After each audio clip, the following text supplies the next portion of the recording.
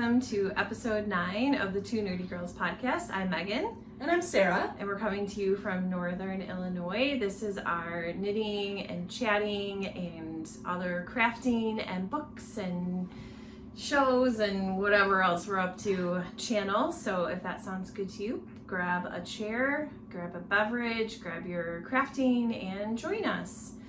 So it's been, I think, maybe like a month since we filmed, right? Ish. It was beginning of June, so not quite a month. Okay, so what have you been up to?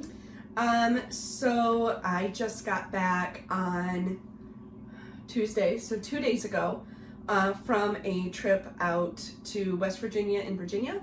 Nice. And did some hiking at New River Gorge National Park and Shenandoah National Park, and had a marvelous time, even though it was hotter than the devil's armpit. It was miserable. But had a great time and have already checked out the Nancy Bates National Parks hats that I want to make from the trip. So, nice. And this was what numbers of state parks for you? National parks were 19 and 20. Okay, and there's how many altogether? 63. So we have 43 more to go.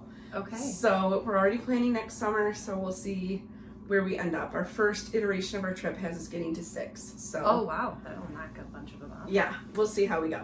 And I just took a little weekend trip up to Michigan. We dropped the kids off with my parents and took a little getaway for our anniversary. We've been married for 18 years, which is crazy.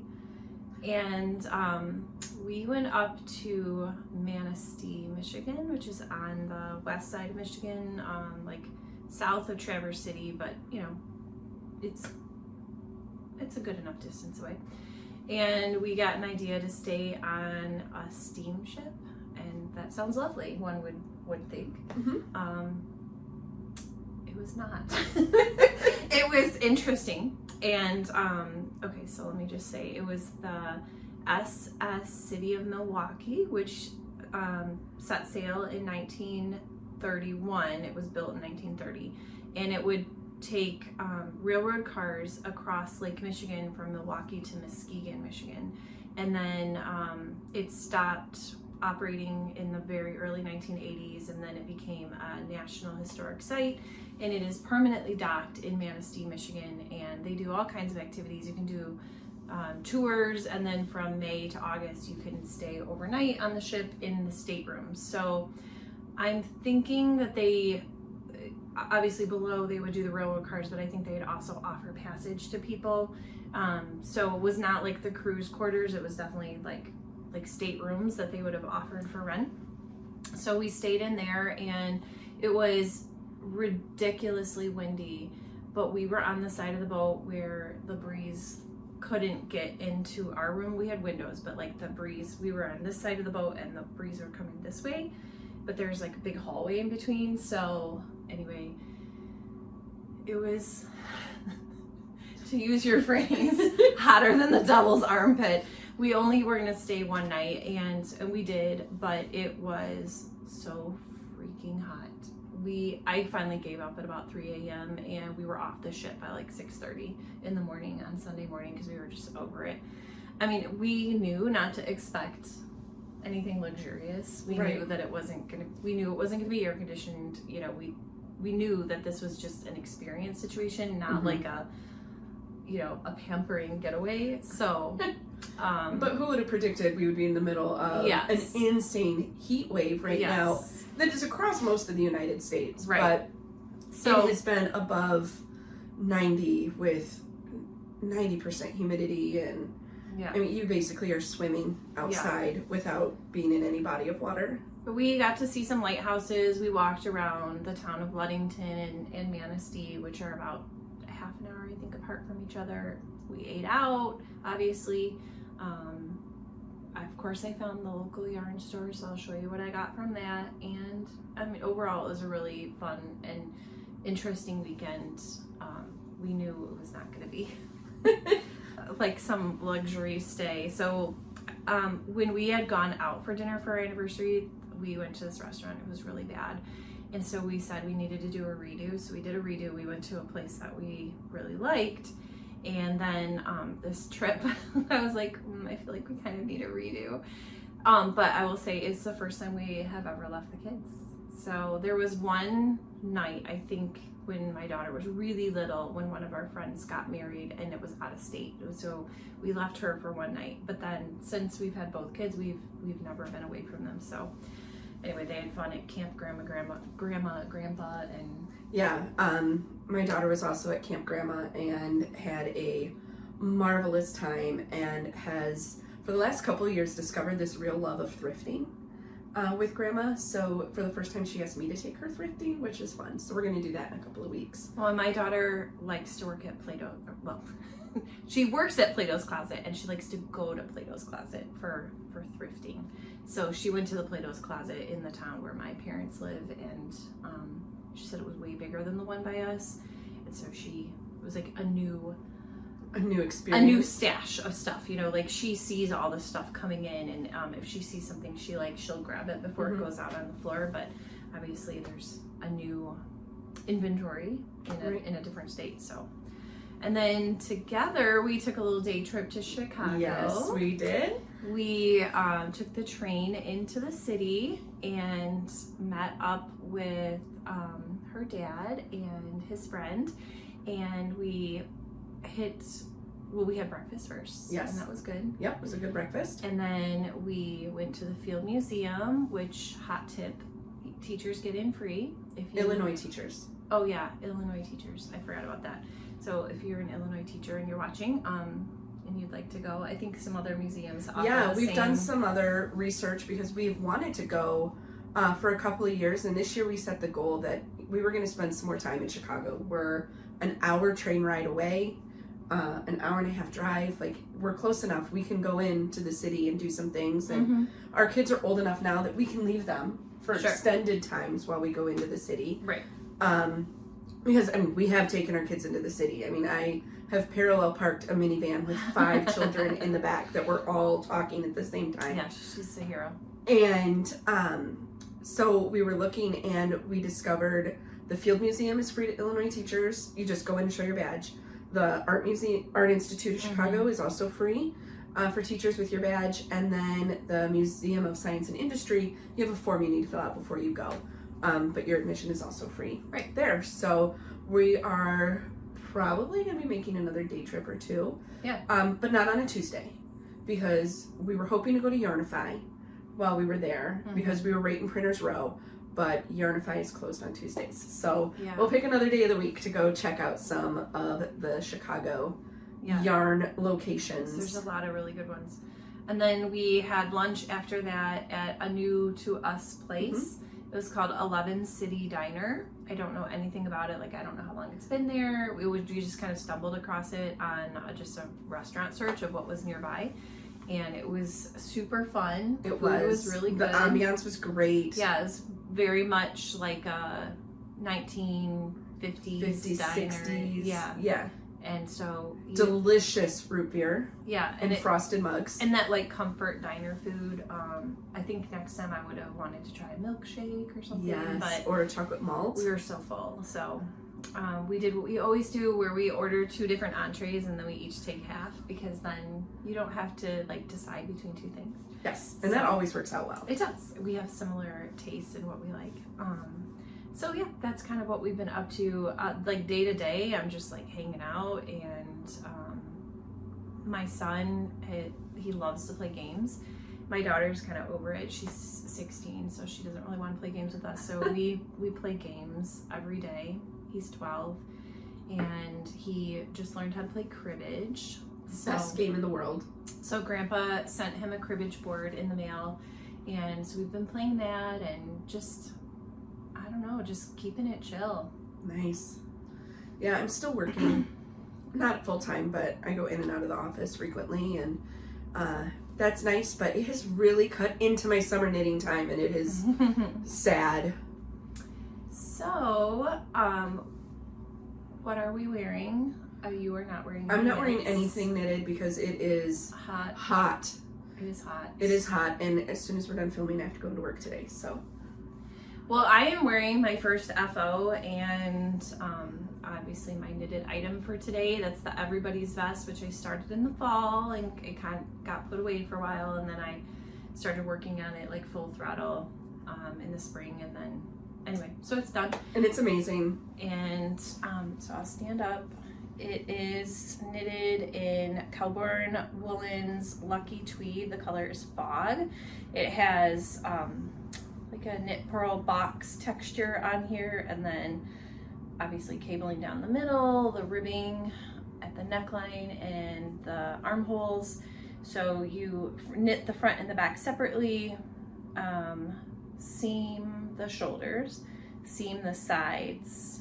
Is that right? No, that's not right. Seam the shoulders, pick up stitches around the arm, and then seam the sides.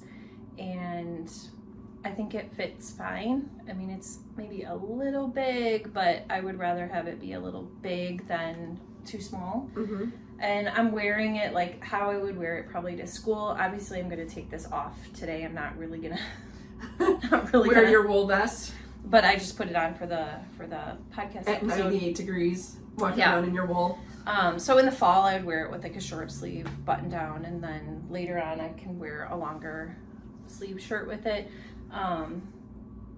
It's ribbing at the bottom. Like, I'm happy with it.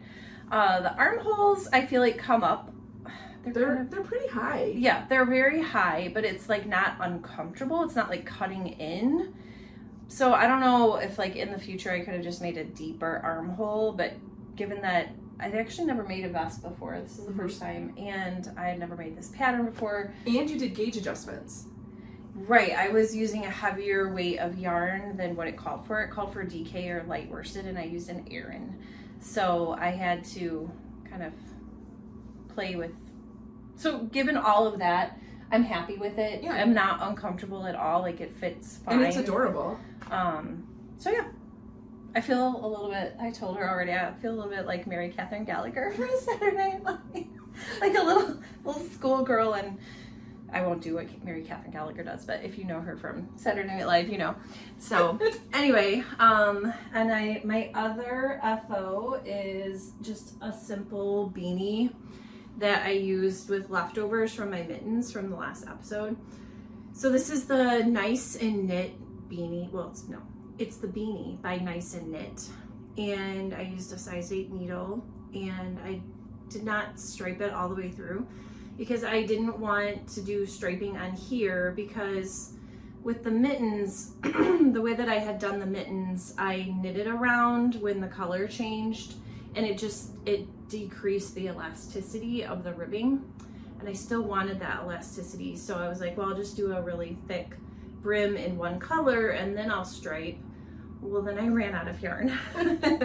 And so I was like, well, that's fine. I'll just have stripes at the bottom, and then I'll just keep going with the other colorway, because this is 2 different colorways of Noro Crayon. Well, then I ran out of this yarn, like in this teal section. Yeah, like right in here. So that brings me to my trip to Ludington. I went to Nautical Knits in Ludington. It's a great store in downtown Ludington. And I was just browsing, and on a whim, I said, hey, do you happen to have Noro Crayon? And she said, yes. And let me back up. I had looked at Wool & Company, which is our local yarn store, and they carry Noro Crayon, but this color was gone. And I looked at another website, and it said that it had been discontinued. So anyway, she showed me the display, and I looked down, I'm like, I think that's the color I want. And I pulled it. She had one skein of it, and it was 421, the color I needed. So I bought it from Ludington, and then finished it off. Just basically finished off the decreases, and then here's my hat. It fits great. Blocked it, super easy. I've made this pattern before a few times. You had made it before. It is a really great, just very simple beanie pattern if you just want the yarn to be kind of the star. And what was I gonna say? Oh, it's a free pattern. Yep. So that's always nice when that works out. So cute. Love it. Yeah, and the yarn blocks really nicely. It's there's a lot of thick and thin. In fact, when I was using DPNs on here, I kept pulling the yarn apart, which I don't usually do, but I just, with DPNs, I like to just kind of tighten as I'm making that transition so I don't get a ladder. and I kept pulling it. So I had all these ends I had to weave in because I had to like rework the yarn back in and blah. So I still have a lot left of that skein. So what was meant to just finish up my leftovers, now you have another project. now I have, so I don't know what I'm going to do with it. I could just make another hat. I need to weigh that one and see how much yarn I used and see what I can do with it, but I still have this. And I kind of want to see what this looks like just on its own, because I think it's really pretty without having something striped with it. So anyway, that was that. And I, again, for the second time, don't have any finished objects. The problem I've been running into is, okay, there's a couple of problems. Number one, I have a major, dreadful case of startitis. I know. Let's start all the things. I want to start everything. I have thousands of ideas. I have plans for yarn. Yep. I have projects picked out. I have needles ready to go, and I just want to start. And then once I start something, then there are times, like right now, I have just been stuck working on one project. Stuck's not the right word. Focused. I'm enjoying a project so much. I don't want to work on any of the other whips. And then I just will cast on something new. So I have lots of whips to go through today, and not a lot of progression on some of them. That's okay. I mean, I have 3 to talk about. I have 4 that I've been kind of actively working on, but I forgot to bring one of them, and it's just the squares, the granny squares for our book club books. Which I have one done. One. I'm really struggling with crochet. She was doing really great and then put it down for a while, and now I really has forgotten what to do. But I made one. Oh, there's my God of the Woods square. Yeah. I have 4 more to make. And the struggle bus is real.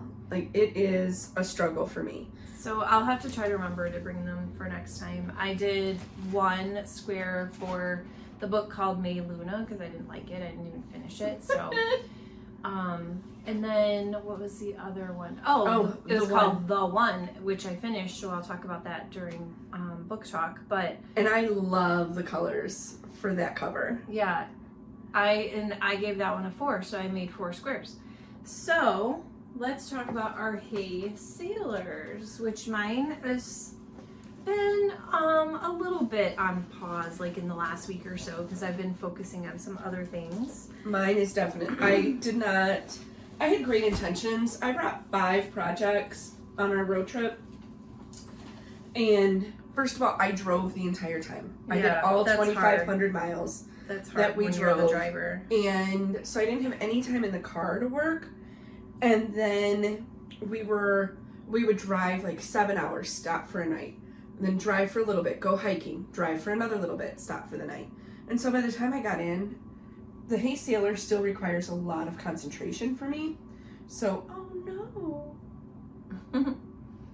Okay, fixed. Whew. And I took it with me to Michigan, but it was so hot, and in the car I just really wanted to focus on something completely mindless. So I was working on a different project, which I'll show in a moment. But so I don't have much growth on mine. I think I have a row or 2 since the last time, because like I said, I have also been, I don't know if perseverating's the right word, but just kind of in a groove with one project. I mean, yours is amazing. So yeah, I was really focusing on it for a while, but I would say that in the last week, no.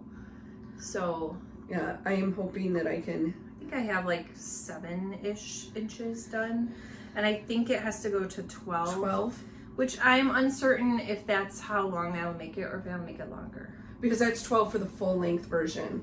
Yes. But we need to modify all of our sweaters just a little bit longer. Yeah, I am very, very long-waisted. So like I made this vest longer than the pattern called for. Everything I make longer, because anything that's cropped is going to be like a bra top on me. Right. So I'm not super tall. I'm a little under 5'4", but I'm freakishly long in my torso. So I mean, I've had this conversation. I am 5'2" on a good day, generally about 5'1", and I also am freakishly long-waisted, but have stubs for legs. Megan and I wore the same pants to Chicago, and she had hers uncuffed, and they were, you know, right at ankle length, and mine were like folded up several inches to be at ankle length. So with the same inseam, like they have the same inseam, so we just laugh. Like, I really do have short stubby legs and a weirdly long torso for my height.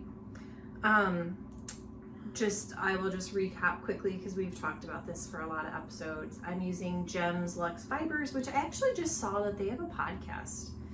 I haven't watched it yet, but it came up in like the suggestions, so I'll have to go back and find it. Yeah, because we got that at YarnCon. Yes, in and Chicago. they are from Mississippi. The pink is called Rhodolite. The cream is called In the Beginning. I used a size 1 on the ribbing and a 3 on the main body. And the ribbing took forever. And it's got like a cool texture, which I'm hoping will look even cooler once it's blocked. The pattern's by Andrea Mowry. Yeah, Andrea Mowry. I don't know if there's much more to say.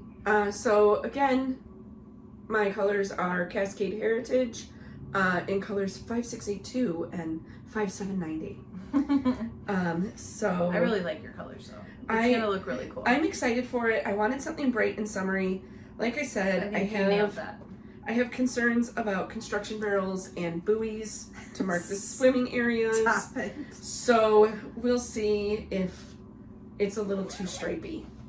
I think it's gonna look cool. I'm excited. It's gonna be super cool. I'm really excited. I think that's the only one that we have that's the same this time. All right, so why don't you go next? All right, so I started after our last episode. Megan wore her transfer point shawl, and I decided I was going to make it. And this is actually the project that I have been focused in on. So I started this, I don't know, 2 weeks, not even 2 weeks ago. No, and because you had a little bit of a false start because of there's an interesting it's a garter tab start. It's not garter tab. What is it? The I-cord tab? Yeah, it's a little tricky to start. Yes, and so Megan and I met up for one of our Chick-fil-A knitting evenings, and I sat with her and worked on that. So here is the transfer point. This is how you would wear it. If you can hold that side. Still on the needles, obviously. And so you start up here with your solid color and then work through, and then I'm in this variegated. So this is Emma's Simply Spectacular DK, and this blue color is Ice Ice Baby, and this is 80s Rewind. And I had originally bought 80s Rewind to make a shawl that I want to make using lots of neons. And at first I was really disappointed that it was DK, but after working with it, I'm really glad that it didn't work for the project that I wanted, because I'm a little worried that what I wanted to be neon is reading Baby Blanket. And like, I feel like with the blue, I'm hoping that once I get the next blue section, which is in 3 rows, it'll kind of pull up some of that blue that's in there, because I was thinking it would be more vibrant, and while there is some bright speckling, it's kind of more pastels. It's on a baby pink background. And so hopefully it doesn't look like I'm wearing grandma's baby blanket wrapped around my neck when I wear it. So, but I have loved this pattern. It is super squishy, as to the squish factor. Very. Super soft. The yarn is great. I have no problems with the yarn. It's knitting up great. The stitch definition is really nice with the slip stitches. So I don't think I have any Emma's yarn. No. I bought this, and I was going to talk about it with my acquisitions, but I can jump ahead now. I needed needles for the mittens, and I went up to Skein Away up in Roscoe, and picked some up, and was talking about how I had bought this wrong yarn, And that's when I saw the Ice Ice Baby. I thought it would look really nice with the yarn, and so I bought 2 skeins of It's it. very pretty. And I'm really excited to use it on that project, but I did buy 2 skeins since you said you needed to dip into a second with your solid. Sure I did. And I figure worst case scenario, this color is going to go with almost anything Yeah. in my DKs Yeah. collections that I have. Mm-hmm. Which, speaking of, super exciting news since our last episode. Pineapple Yarn is doing Sun Club subscription service again. Yeah. So you've heard us talk about it a lot. A lot. So a lot of these yarns are from the club, and so she's bringing that back. Yes. So I think for July it closes at the end of the month. Yes. And it will. And my order is in, and I am pumped. She'll do a mood board to give you some ideas about This what month's to mood expect. board is amazing. She said it was gonna be a lot of pinks, so I'm kind of and looking it's forward gorgeous. to that. I think I'm gonna do it, but I'm not sure if I'm gonna keep it as a subscription. I might just do it month to month and just see kind of if the mood board fits my mood. Just because I have so much. Look at you being good and conservative, and I'm like, bring it on. More the better. Lemonade today. Yes. We were gone for the week, and my 19-year-old son was here, and it was like a locust descended when we came home. We have no beverages, we have no food, so we're slowly replenishing everything. But today is ice cold lemonade, which is actually great. It's kind of nice. I love lemonade. On a summer day like today. So the project that I took with me to Michigan and really focused on were the granny squares for my son's Mario blanket, which I showed a picture of it, of a finished one in the last episode, so you can go back and look at that. I am using Knit Picks Brava worsted, which is a great quality acrylic, and I'm using an H hook, and I am actually very proud to say I have 50 squares done. Wow. So almost like a fifth. Yeah, I have to make 252. But I have 50 done. I did not bring them all. I just kind of brought the more recent ones. I have gone through, so what I decided to do is just order 1 skein at a time of every color, so then I could see how much I get out of it and then reorder. So I finished all the brown. The brown is his hair, his shirt, his boots, I think his eyeball. Whereas some of those I think would maybe be black. It calls for brown, whatever, I don't care. It's fewer colors. And then his flesh tone I started, so I have 3 of those. So I'm getting between 10 to 12 squares out of a skein, which is weird that it would vary that much, but and then I have a few that I've started in here that I wasn't able to finish, but I just wanted to use it all of the skeins. So this is a little starter of green, which obviously I'll finish once I get the next batch. Did you place your order? I did. Well, I have everything in the cart. Okay. I did not hit send yet or whatever. So yeah, 50 squares. And I was thinking, I think I have enough of the colors to start making some of the strips. Oh. So rather than save it for the very end. Yeah. So it's set up like a grid, like a pixelated grid, so it makes Mario, and there's gonna be blue sky and green grass. And I think I can make a strip or 2, given the colors that I have. And yeah, you just whip stitch each square together horizontally, and then get do your them strips all vertically. together. Yeah. So yeah. That'll be great. That's what's going on with that. They're so easy to crank out. I was sitting in the car. I think I got 3 or 4 done just sitting in the car. It so takes easy and I me, can't do it. but you will. But you will. Obviously, if I've made 50 for this blanket and then 20 something for the book club blanket. Yep. Like, it's possible. I've done it a few times where you just get in the groove. I can probably get one done, I think, in 10 minutes or less. Yeah, I mean, you got 3 done on the train. Yeah. To Chicago. Right. So anyway, and I just do a super simple granny square. I am not a crochet aficionado. I am not a crochet expert by any means. I'm not an expert at anything, but crochet is definitely lower for me skill-wise than knitting, but I want to get better and make some cool stuff. Yeah, I'm just really, for me, it's how to hold the hook and the tension, which I feel like if I can work those problems out, I'll be able to figure it out. And that just comes with doing it. Yep. Just like with knitting. Yeah. I mean, gosh, the first project I knitted, I think I started with 22 stitches on my neon orange yarn and ended up with like 85 when all was said and done. Yeah, it's you got to go through all of that. I mean, hopefully the learning curve is a little bit shorter. Yes. Just because you're older and more experienced, and you know, it's not like it's not my first fiber art. Not your first fiber rodeo. Exactly.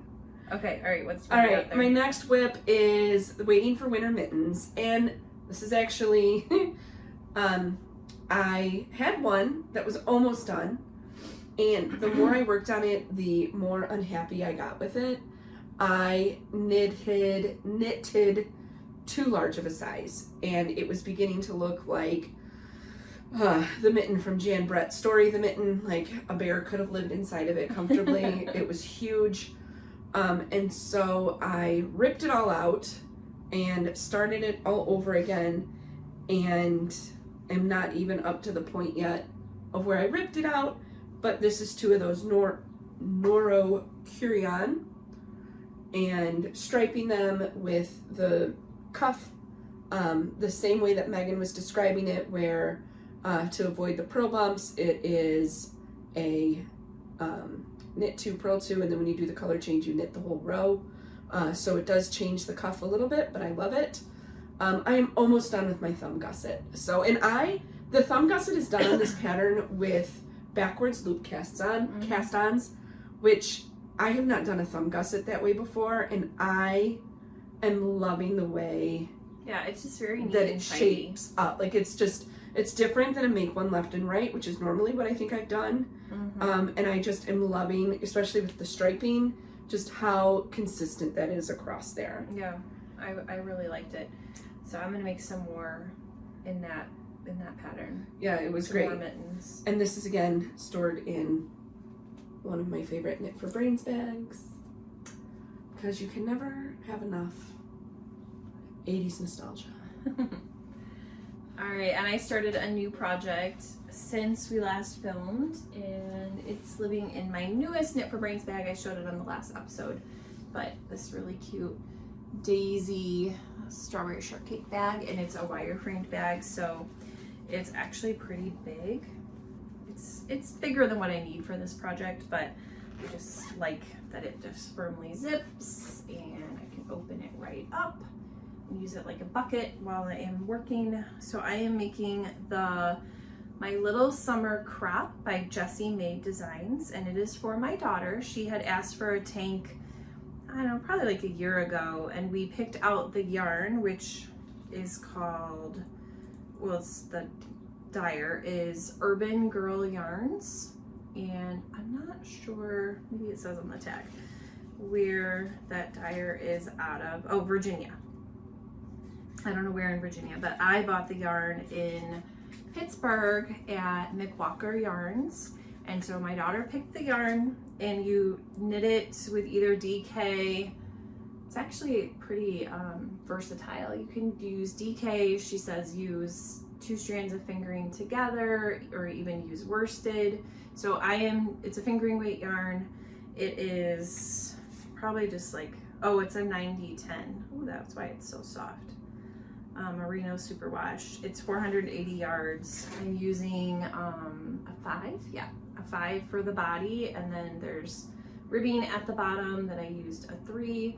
So you knit up, do some ribbing, and then there's some straps. It's supposed to be a crop sweater, and it would be way more cropped than anything that I would ever personally wear, but I am making it a little longer than it asks just because I am her mom and I don't need her like walking around in a bra top. But there's something super satisfying about knitting with 2 strands. I don't know what it is. It just makes this really nice fabric. It's so soft. Yeah, and the color, like the depth of color you get is great. And yeah, and you don't worry as much about flashing or pooling because you're using 2 strands. I think it's getting a little blown out, but because you are using the 2 strands, if there's like a darker spot, it invariably is with a lighter, so it kind of marls a little bit.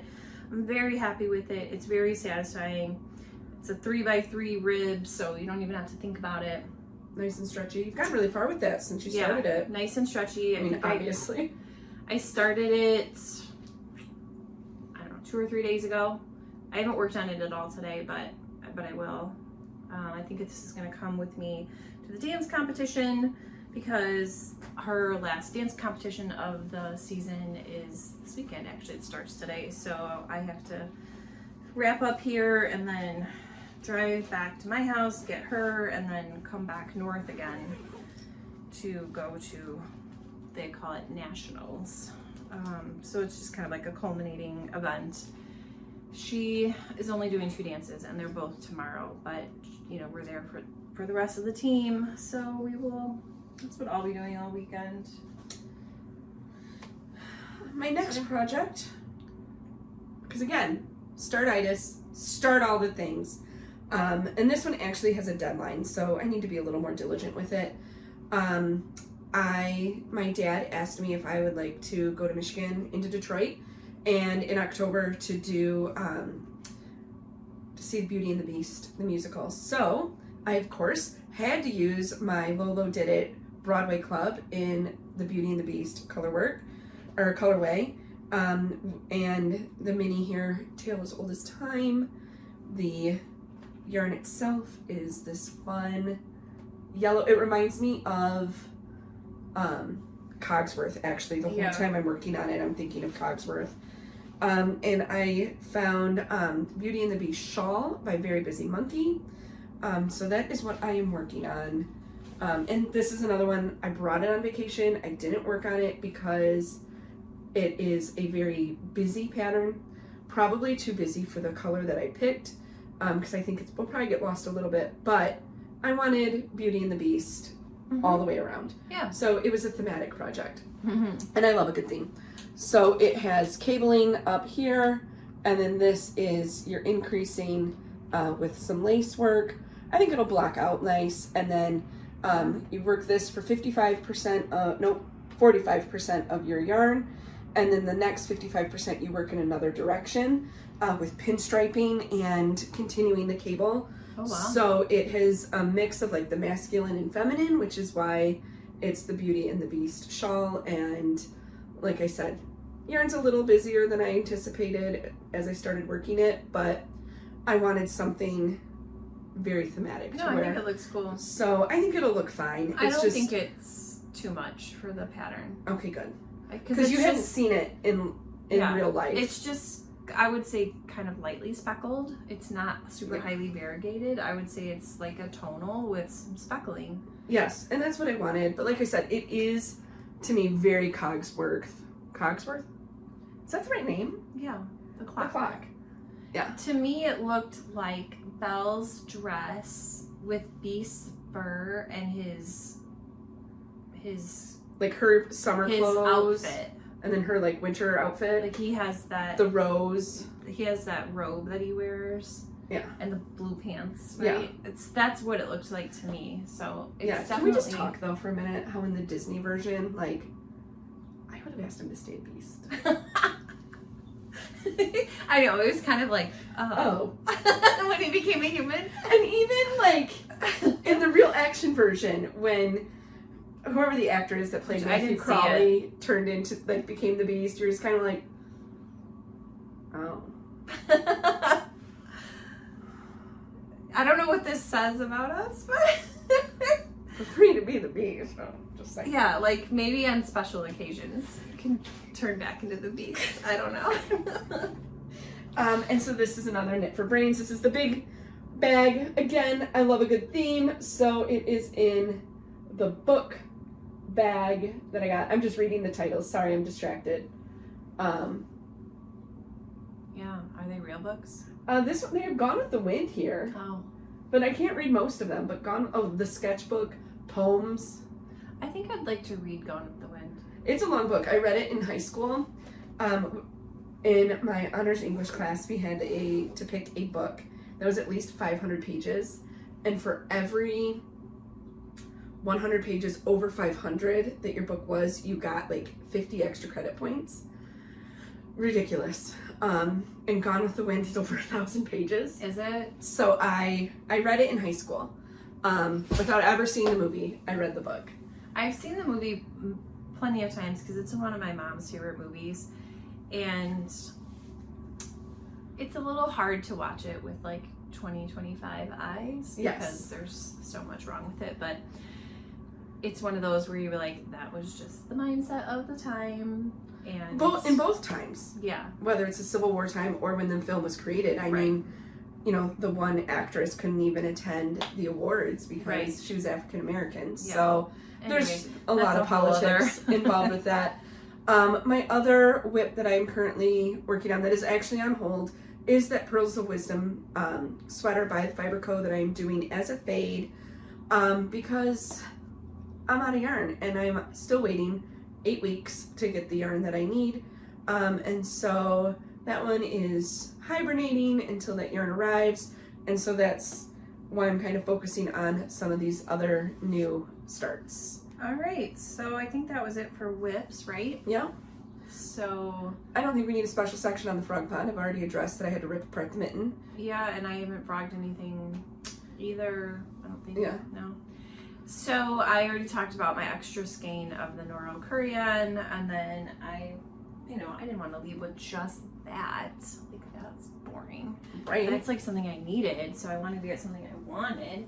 And I asked her if she had any yarn from local dyers, and she said no, because there wasn't anybody in the area that could really meet the demands of having it in a shop. So I didn't get anything local, but I did get, I just picked something that it just caught my eye.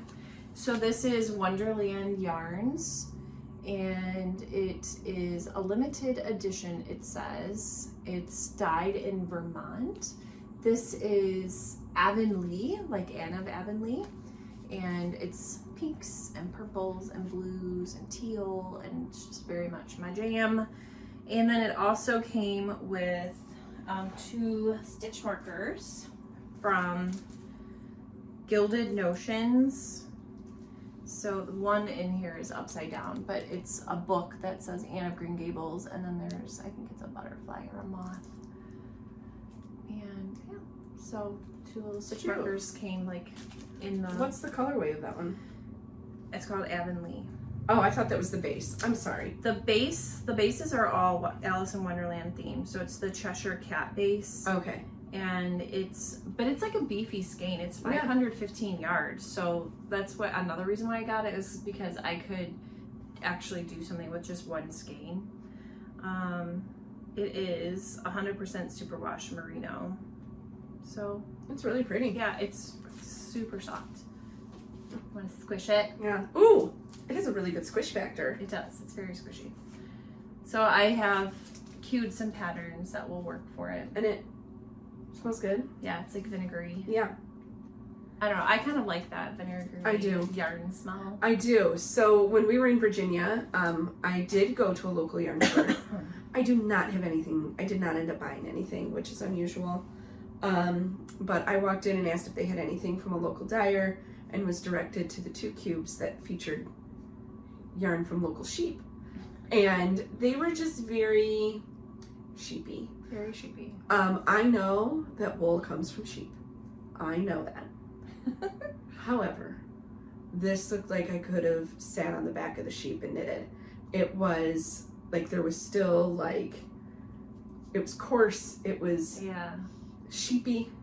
smelling, it was sheepy feeling, it went beyond toothy to like razor bladey. Like I just couldn't imagine making something with it, and it was very, very expensive for the skein. So unfortunately I didn't buy anything there. I did show you my skein from A Skein Away, that Emma's yarn, and then this month's Broadway Club So pretty. is The Sound of Music. And so we have this amazing pink with purples and some That might be my favorite one so far. tans. I love it. I've been doing this now a year. Wow. And I got hooked because their first one was was from Les Mis, Les Miserables. which is my favorite. And this mini is Edelweiss. And, you know, again, not to, you know, always turn this to the conversation of attractiveness of male actors, but can we talk about Christopher Plummer as Captain Von Trapp? Von Thirst Trap. Oh, he's delightful. He's delightful. So, of course, when this came, I started watching clips from The Sound of Music and cannot wait to watch it again. So, I love the interpretation of the colors. I love it. Yeah, it's really pretty. Yes, I love it. I have one more that I didn't put on the list because I forgot. But it is some loops and thread, heathered tweed in these two colors because they are going to... Oh, that was close. They are going to become my little secret projects for my students, which once I actually make one and I know it's going to work with this yarn, I will show it and talk about it. But for now, That is perfect for that project. Yeah, it's got a little bit of furriness to it. Gives you a little bit of a clue. So I have a plan. It is not going to be Tommy the dog. 20 Tommy the dogs, because that not happening. So we shall see. I've had it, probably had it for a couple weeks, but I have not started the little project yet. I need to. I'm going to buckle down and do that this week. I'm hoping I can whip out one pretty fast. Yeah. So stay tuned. And this is an advice question for you. This is not an acquisition because we got this a while ago. This is when Marina from Pineapple Yarn opened up her shop, and this is her monthly colorway from November. And the reason I'm bringing it is because I wanted to ask you. So there is a shawl I want to make that's designed for a sock set. I don't have a ton of sock sets because I don't knit socks, so I'm not necessarily drawn to buying them. And my hunch is that this is going to be too variegated for the pattern. So you knit the shawl like with this skein, and then there's a stripe of whatever your mini is, which I could use a different mini. I don't know. I mean, I don't know. My first thought is you might have to do the dreaded gauge swatch to see how it knits up. Ew, no. I don't think we've talked about that. No. We don't knit gauge swatches, and I never will. I don't care. I'm not doing it. I would rather waste time than waste yarn. You could rip it out, and get it to measure again. Like I could have and should have knitted a gauge swatch for this vest, and I was almost tempted to, but then I was like, no, I'm not. Well, I changed. I'm not going years to. of my beliefs. I'm just gonna do it and hope for the best. And I have not been burned.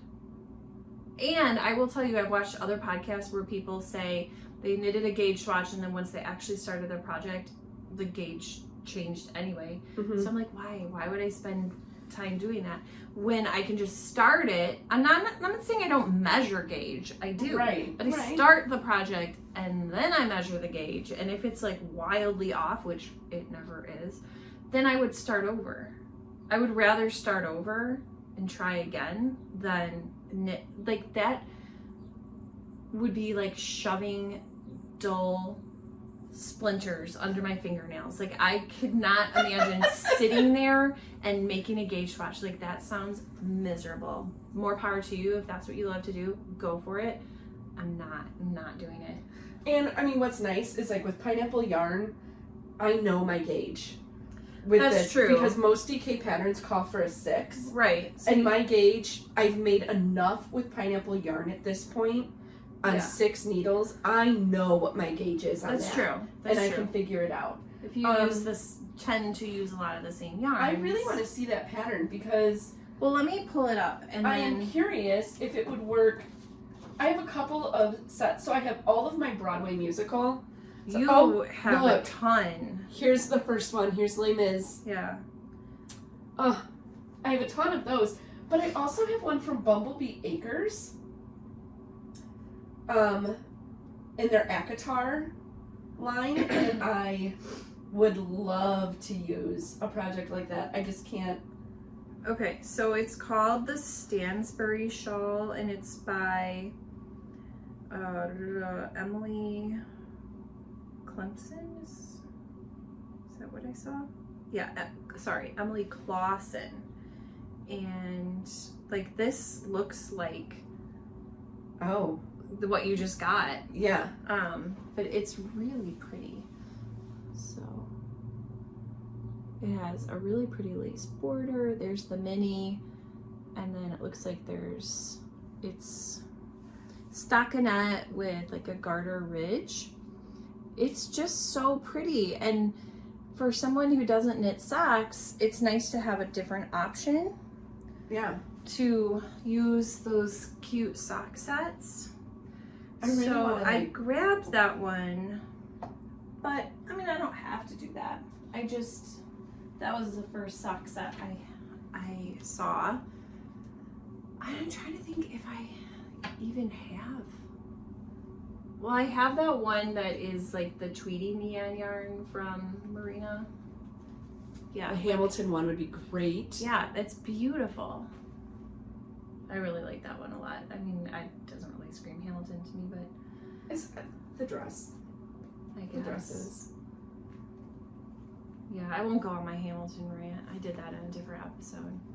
So okay, sorry. I will stop being distracted by what's behind me. I know, isn't it fun to just play with yarn? It is. I love it. feel like this is going to be too busy. It's just too variegated. Don't you It is think? really variegated. I don't I think think it would get lost. I think it would get lost, especially with that garter ridge that you have, that lace edging. I'm going to make it regardless, but I can use a different mini with a different skein or just some leftovers. It doesn't have to be a mini. Right.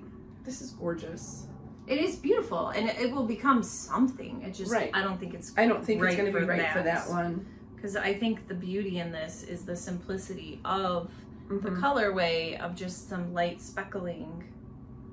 Yeah. I mean, I would make exactly that. Is it fingering? Oh yeah, sock set. Yeah, it's a sock set. Let's see. You need 400 yards of the main color. And, you need 80 yards. Oh, or 20 grams. So that's usually what a mini is, right? Mhm. 80 yards, 20 The grams. 20 grams. So, this mini is 87 yards and 20 grams. So you would use not quite the whole mini. So yeah, I mean, it really is designed for a sock set. So if you're looking for something to use with a sock set, I think that would be a great option. I just don't think that's going to work for that particular skein. Yeah. I'll have to find that one. I really am thinking I'm going to try it with the Bumblebee Acres because Yeah. I have a ton of Bumblebee Acres, and for some reason I have never been able to pull the trigger on making something with it because I like to look at it. Yeah. Yeah, it becomes like hoarded instead of. Yeah, Yeah, because I get it. this needs to be saved for something special. Now I do have a project queued up with Bumblebee Acres, the Stephen West Woolly Waffle, Oh, okay. which I had gotten the Ian. I was going to do it in the Ian colorway, the Rachel colorway, from their Outlander line. Okay. So, That's cool. but that's another fade. So that one is just going to wait a minute. Before we go on to what we're reading and watching currently, you were able to update your WIT parade. I did. So Sarah had made these a while back of all the things that we started the year with. Now, obviously there have been additions since then. So this is just from the WIT parade that is on our channel that you can watch. So I colored in the Everybody's Vest. Yay! Woo! So knocking them off one by one. And again, because I've had no FOs in 2 months, I have nothing new. Sad Whip Parade that is still uncolored. But, I mean, my hope is the Pearls of Wisdom fade. I mean, I'm here. I could get that one done. The Burley Spun Mittens, I just need to work on them. They're almost done. And the rest are yards away from being done, so. Yeah, like my Hue Shift blanket, I have 25 more squares to do and the border. The crochet square blanket is, I could stop that when I want. It's just a giant crochet square. Let's see. The firsty hats are on pause for now, so I'm not going to worry about that. I do kind of want to get out my holiday cowls. I was going to say, you should work on your The Witch's Brew MCal so that we can wear those. Yeah, I think if I put in some good time on it this summer, then I would be able to get it done for October and actually wear it and enjoy it. So anyway, what have you been reading? So my reading has really also slumped off. Like I don't know. I don't know where the time goes in the day. So I'm currently reading The One by John Mars, which is our book club book in the book club we're in. The book club book that I cheat on Megan with. We're reading The Great Big Beautiful Life by Emily Henry, which Megan hasn't read that one, but dislikes Emily Henry. I don't enjoy her, I'm sorry. And so those are the two that I'm currently working with. Still on the fence with Memory Lane by Becky Wade. And I've kind of paused Iron and Embers, which is the second series in a romantasy series by Helen Scherer. And that's kind of on pause for right now. All right, and I started James by Percival Everett, which was, we talked about it the last episode, but I had to return it, and actually when I just got here, I got the notification that it was available again, so, which Yay! is interesting because it was a really long wait, so they must be getting more copies. So that one I was pretty far into, so I'll be finishing it soon. That one is a reimagining of Huckleberry Finn. And still reading Trouble in Paradise because it's my print book that I just have put off to the side. The Summer Wives also was kind of on pause because I own that one and I've been trying to get library books done. I started it when James had to get returned. I started a new library audiobook that came through called Such Quiet Girls. It's a psychological thriller. It's by Noelle Ely. I'm not sure how to say her last name, I-H-L-I.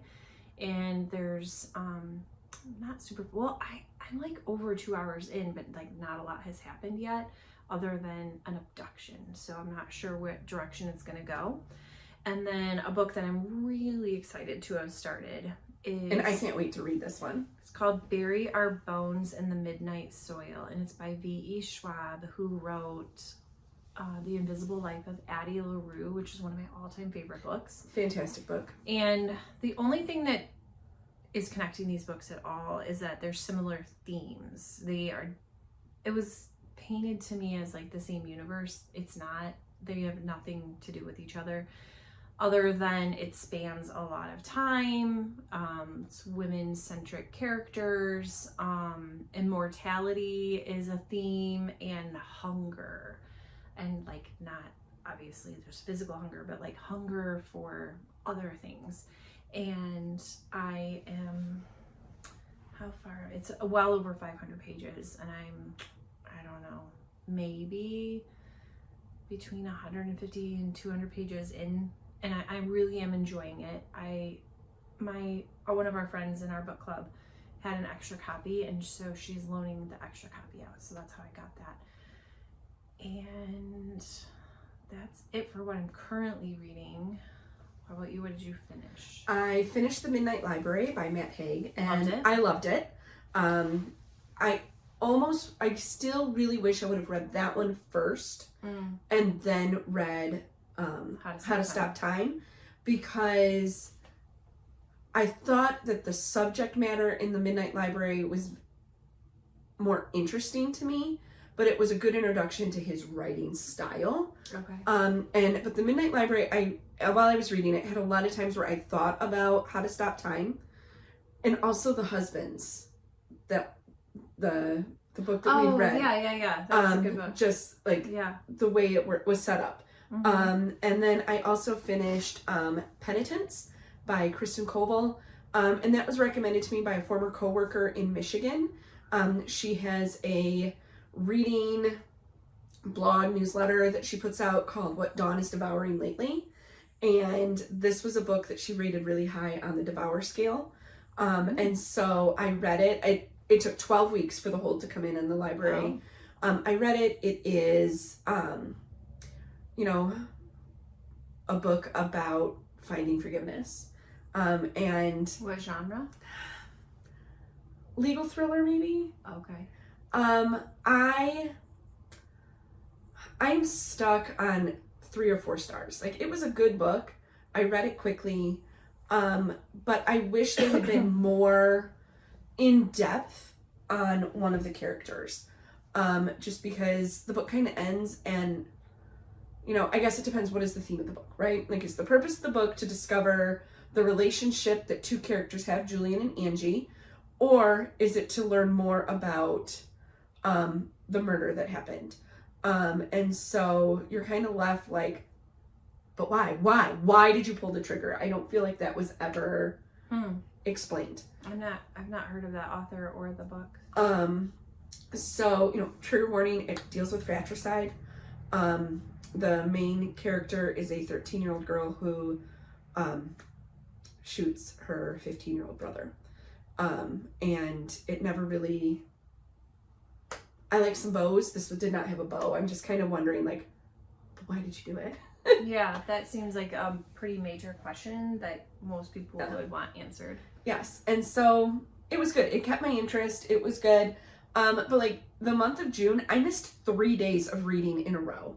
I did not read the 16th, 17th, or 18th because my Kindle tracks that. Yeah. And I hadn't missed a day since February 21st. So I'm kind of like in this weird, I don't know where time is going right now. So how about you? What'd you finish? I finished our book club book, and I gave it 4 stars because I had said that I made the 4 crochet squares.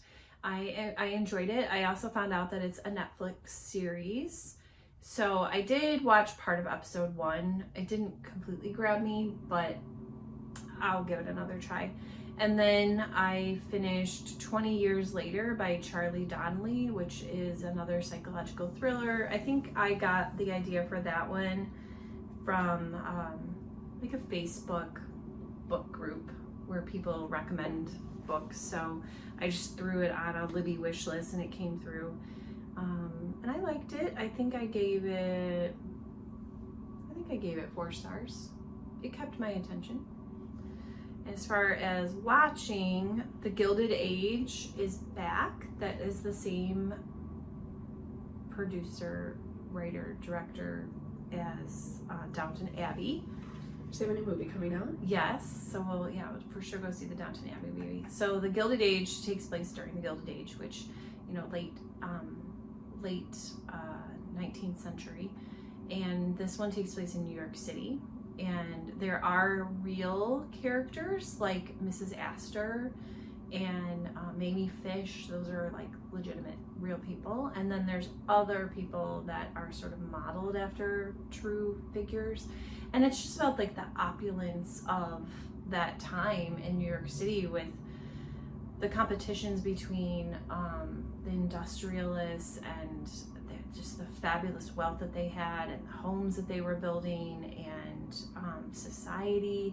But there's that upstairs downstairs concept too that Downton Abbey has. The servants are also part of the story, not to the degree of Downton Abbey, but they definitely are part of the story.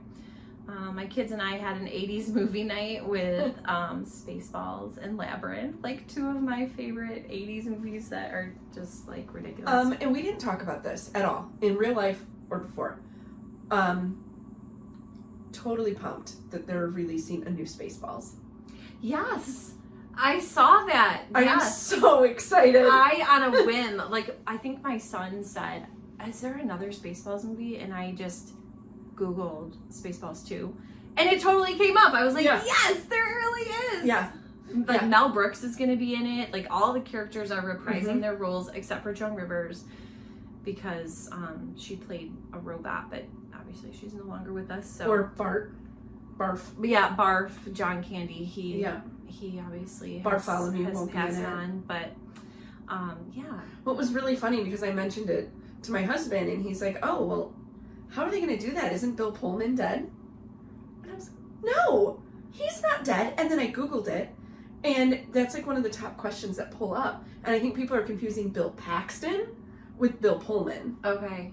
And he was in While You Were Sleeping. Right. I just like him. I just think he's very sweet. Oh. Maybe he's a jerk in real life. I don't know, but he just always His plays characters. like he's just cute. Yeah. Love is Blind is back on Netflix, and that is completely ridiculous, but it is awesome to just knit to because you do not have to pay attention. You know, you can just listen, and the two contestants can't see each other anyway, so there's not a whole lot to really see with their interactions. You're just listening to them talk. And then I also got on a whim, because actually I was thinking about the Museum of Science and Industry in Chicago, which I would love to go back because I haven't been since I was a kid.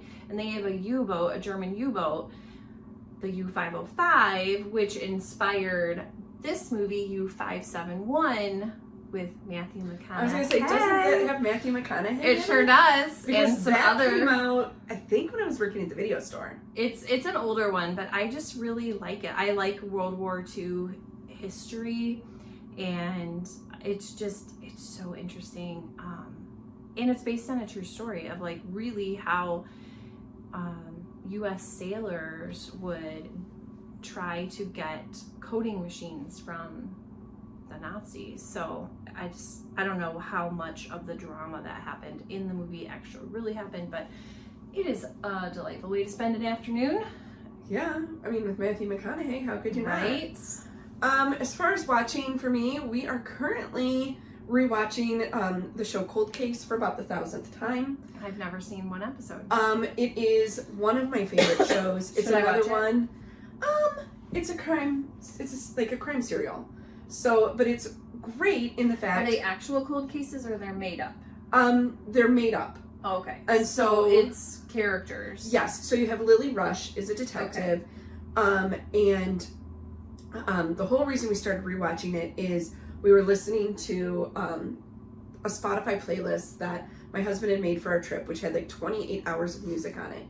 And every time like certain songs would play, we would play what Cold Case episode is this from? Because Cold Case has, so they're solving cold cases from different eras, and they have the music of that particular year or era in the episode. Okay. And so it would open up, it opens up, they have the music because it's told through, you have Lily Rush, who's the detective, and she, goes and meets with someone, and as the person is giving like their witness statement, it's a flashback.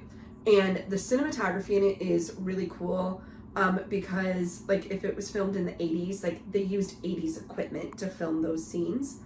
And so we just started rewatching it because I couldn't remember the pilot episode. Like I couldn't remember the song that was in it, and it's a great one because we have seen it like 1,000 times.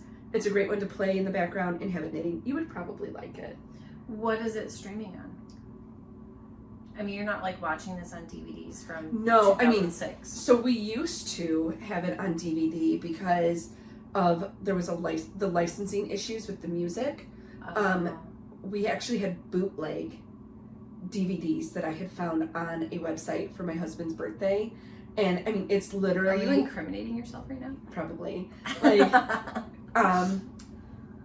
and I didn't know that when I bought it. It was my first like foray off of The dark web. Yeah, like no, it wasn't the dark web. Good grief! What are you mistaking me for? And so I ordered them thinking they were legitimate. Well, they ended up being like they are literally recorded off of the TV. Like with a camcorder? Like it has like next on Lifetime would like Oh come my across the gosh. bottom.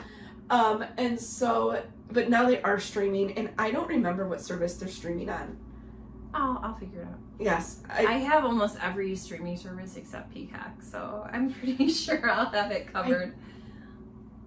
We have Peacock. I don't know that it's, we'll look before you leave, I promise. Okay. So I think that's about it for today. Yeah. So Not a super long one today. no. Oh, one more piece of nerdy little news. In the last episode, we talked about Three Birds Yarn Studio. Oh, yeah. And you asked if they had a brick and mortar Right, store, and I right. said no, it's just online. And then Erin posted on Instagram that she is opening a brick and mortar store for That's Three cool. Birds Yarn Studio. Crystal Lake? Ooh, no, Mundelein. Okay. So it's about an hour and a half drive. So I'm pretty sure we'll be taking a road trip when it opens. For sure. Well, I think Mundelein is not going to be very far from where I will be this weekend. I don't know if she's open yet, but... We'll check it out. I don't think so. Because they were still talking about painting and moving and shelving and all of that when she did the Instagram story. But it was fantastic and it's really exciting and I can't wait. And she's going to have yarn as well as her palms. And... Yeah, I mean, she currently sells yarn online. Like, you can go... I've gotten a couple of kits from her. That's the Love You Lots beanie. Right. Did I say? Nope, Love You Always beanie. Sorry, Love You Lots was that scary bear on Toy Story. The purple bear. Yeah, that like smelled like strawberries supposedly when you squeezed them. And so yes, we'll have to check that out. Super excited. Always happy to support a brick and mortar like local yarn store. So yeah, definitely fun. All right. Well, thank you so much for joining us for our 9th episode. We will come back to you in July. I'm going away in July, so I don't know if we'll come once or twice, but we'll try. So come back and see us for episode 10, and don't forget to hit the subscribe and the like button. Give us a little comment to say hello. What are you watching? What are you working on? Any book recommendations? Patterns that use a sock set, that'd be good to know, because we definitely want to hear from you. We want to say hello and see who we're hanging out with. So until next time, Stay nerdy.